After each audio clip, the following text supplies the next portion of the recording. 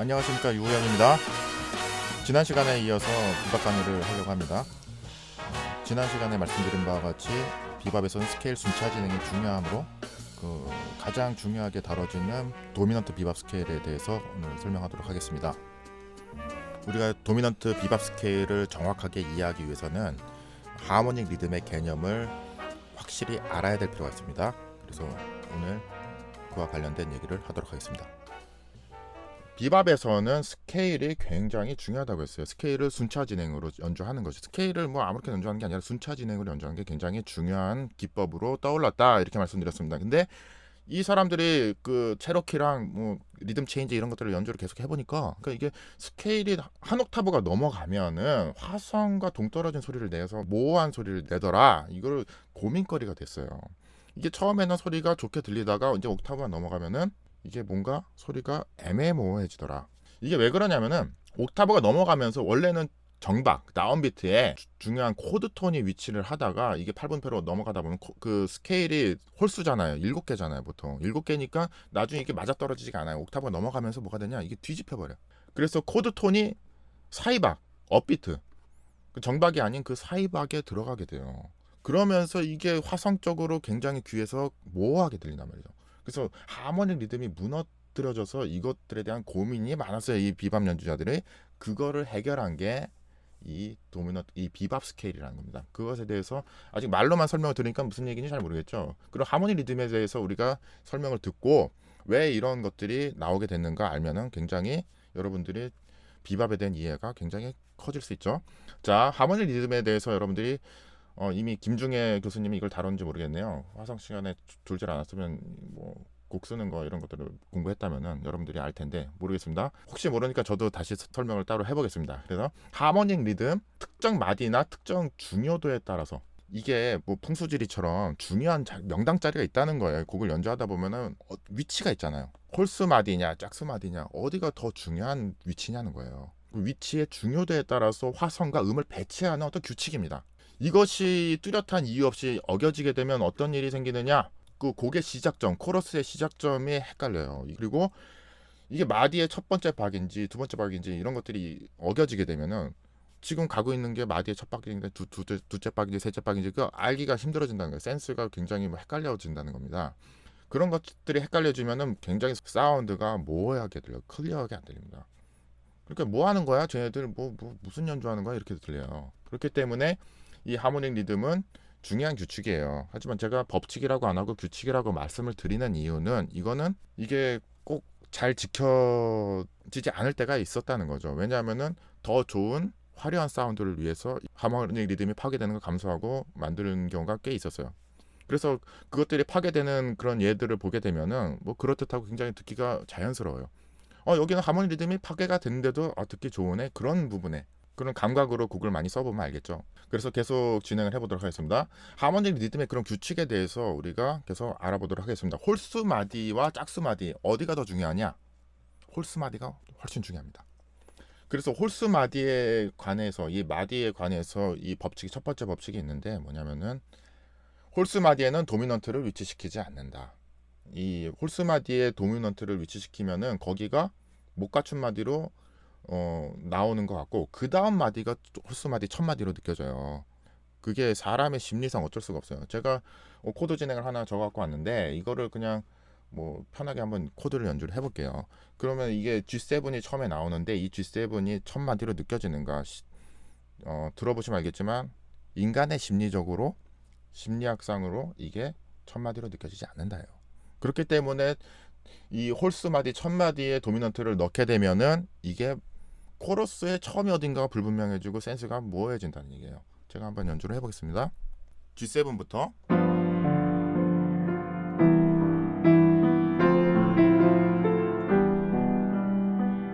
앞에 네 마디만 연주했는데요.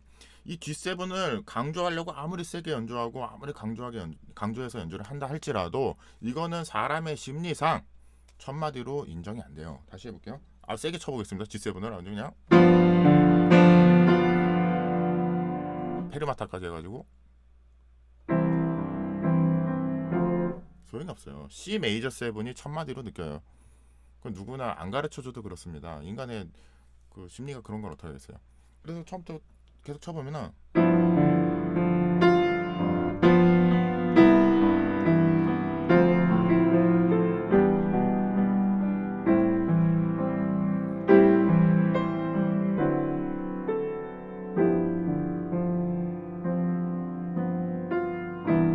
이렇습니다.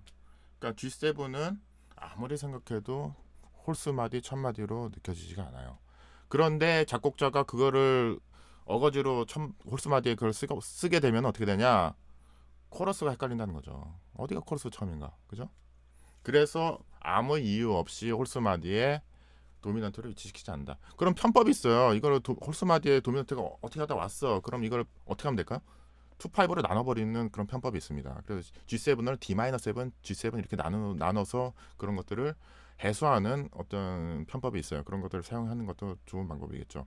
하지만 뭐 All the Things We Are라든지 여러 곡을 보면은 이것들이 또 어겨지는 것들을 많이 봐요. 하지만 어겨지지만 굉장히 잘 어울린단 말이에요. 그런 것들은 상관없다는 거예요. 이게 교묘하게 잘 써가지고 인간의 심리상 뭐 불편하게 안 들리면은 얼마든지 쓸 수가 있어요. 근데 그래서 규칙이라고 말씀드리는 겁니다. 근데 일부러 어길 필요는 없다는 거죠. 자, 그 다음 규칙으로 한번 넘어가 보겠습니다. 이제 마디가 안으로 한번 들어가 볼게요. 이 마디 안으로 들어가서 그 멜로디를 만들 때 강박에 이제 중요한 코드 톤을 위치시켜서 이제 솔로 라인을 아니면은 곡을 쓴다든지 이렇게 라인을 만드는 일도 역시나 하모니 리듬의 범주에 속해 있다 이거죠. 그러면은 이게 4분의 4박자면은 강약 중강약, 4분의 3박자의 경우는 강약약 이렇게 우리가 흔히들 그 박자를 강한 박자다, 약한 박자다 이렇게 구분을 하는데 이게 강약이 물리적인 소리의 강약일까 이렇게 크고 작고 이런 얘기가 아니라는 거죠. 결론부터 얘기하면 강약, 중강약은 하모닉 리듬 관점에서의 개념이에요. 이거는 실제로 강박에 있는 박자는 세게 치고 약박에 해당하는 투포는 약하게 치고 이게 아니란 얘기죠. 여기 4분의 3박자도 마찬가지예요. 첫 박은 강하게 연주하고 클래식만 보더라도 이게 그 물리적인 어떤 그 셈여림이 아니라는 걸 알 수가 있어요. 왜냐하면은 클래식 프레이징을 보면은 마디 처음에 작게 시작해서 점점 크레센도 됐다가 마디 중간에 가장 커졌다가 이제 마디가 끝나갈 때 다시 작아지고 이런 식으로 중간 부분이 커지는 그런 프레이징이 굉장히 많아요. 클래식 연주를 해봐도. 그런데 강약 중강약이 웬 말이냐? 이거는 심리적인 부분이라는 거예요. 이 강박에 해당되는 그 박자에 연주된 뭐 코드나 음은 인간의 심리에 강하게 영향을 미친다. 기억이 오래 남는다. 그리고 강한 충격을 준다는 거예요. 그걸 약하게 연주해도 그렇게 된다는 겁니다. 그러니까 강약, 중강약은 셈여림에 관계없이 그 위치에 연주되는 강박에 연주되는 것은 강하게 남고 약박에 연주되는 것은 약하게 남아버려요. 그렇기 때문에 강박의 중요한 음이나 중요한 코드를 사용하는 게 인간의 심리적으로 굉장히 안정감을 준다는 겁니다. 화성에 대한 센스, 그 다음에 멜로디에 대한 그 센스가 굉장히 좋게 딱딱 맞아 떨어지게 좋게 들린다는 거예요. 재즈만 보더라도 이 정박에 액센트를 넣지도 않아요. 그럼에도 불구하고 액센트가 없는 그 정박에 연주되던 어떤 음이 굉장히 강하게 남는다는 겁니다. 그것과 상관없이 세게 액센트를 연주하든 뭐 포르테를 연주하든 뭐 약하게 연주하든 그건 상관이 없다는 겁니다. 그럼 여러분들이 잘 알고 있는 이 Fly Me to the Moon 이 멜로디를 이게 어떤 사람들은 4분의 4박자로 연주하기도 하는데 4분의 3박자 악보가 있어서 제가 꺼내와봤어요. 자, 밑에 보면은 이 강약약인데 이 첫 박인 강에 지금 어떤 음들이 지금 들어갔습니까? 그 스케일에서 가장 중요한 은 뭡니까? 3음이죠. 3음 왜 중요해요? 메이저냐 마이너냐를 결정하는 게 이 3음이에요. 그렇기 때문에 중요하다는 거죠. 그래서 스케일에서 가장 중요한 음은 그 3음입니다. 그 중요한 3음이 어디에 들어가요? 가장 중요한 강박에 들어가고 있어요. A는 지금 보십시오. 여기 3음이에요. 그죠? 3음이고 여기 D 마이너 강박에도 이 3음입니다. 여기 F죠. D 마이너의 3음 F. 그다음에 G7의 3음 B. 이 강박에 지금 3음들이 들어가는 이 멜로디를 보십시오. 참 아름답죠. 무슨 기하학적입니다. 자.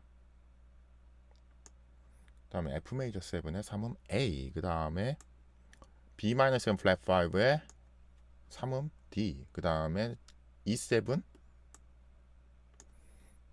G샵 3음이죠. 역시나 뭐 끝까지 무슨 규칙을 가지고 노래를 썼어요.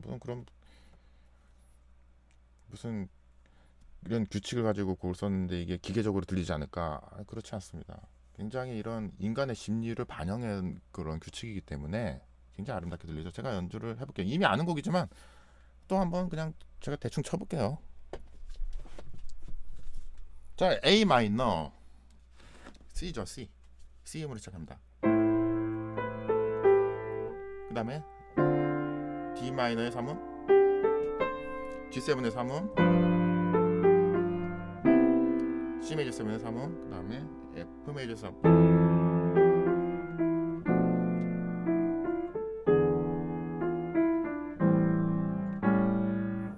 얼마나 아름답습니까, 그죠? 이건 재즈 모르는 사람도 아는 노래예요. 플라이트 미 투 더 문은 그 정도로 대중적인 멜로디라는 거죠. 대중들의 사랑을 받는 그런 멜로디가 의외로 이런 규칙을 가지고 만드는 기계적인 어떤 규칙을 만든 멜로디라는 게 놀랍지 않습니까? 그러니까 여러분들이 라인이 구려도 여러분들이 포기하지 말아야 돼요. 난 라인이 구려. 이런 규칙만 잘 살려도 여러분들 솔로 라인이 살아난다니까요. 여러분들은 제 말을 믿으시고 따라와 주시기 바랍니다. 내가 라인을 만드는 기술이 없는데 그런 거 다 괜찮아. 재능 다 필요 없어요. 이런 규칙만 잘 알아도 여러분들이 중간 이상을 가는 그런 훌륭한 연주인이 될 수가 있어요. 희망을 가지시기 바랍니다. 오늘은 이렇게 하모닉 리듬에 관해서 두 개의 규칙을 배웠습니다. 다음 시간에는 가장 중요한 세 번째 규칙인 8분음표의 그 하모닉 리듬에 대해서 우리가 같이 알아보도록 하겠습니다. 수고하셨습니다.